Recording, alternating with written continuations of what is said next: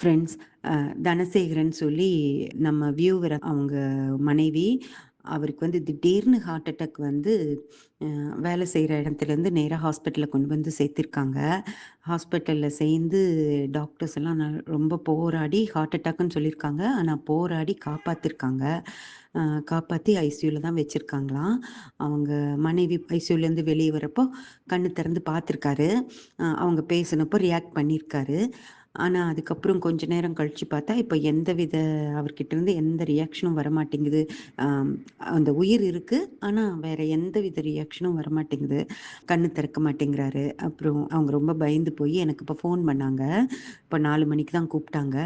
நான் ரெகுலரா பேசுறவங்க அப்பாயின்ட்மென்ட் குடுத்தவங்க கூட பேசாம, நான் அவங்களோட ஜாதகம் உடனே போட்டு, அவங்களுக்கு டைம் எப்படி இருக்குன்னு பார்த்து சொன்னேன். டைம் ரொம்ப மோசமா தான் இருக்கு ஃப்ரெண்ட்ஸ். 8ஆம் பாவ அதிபதி தான் அப்ப வேலை செய்யுது. சனியும் வேலை செஞ்சுட்டுருக்கு. அதனால எனக்குமே கொஞ்சம் பயமா தான் இருக்கு.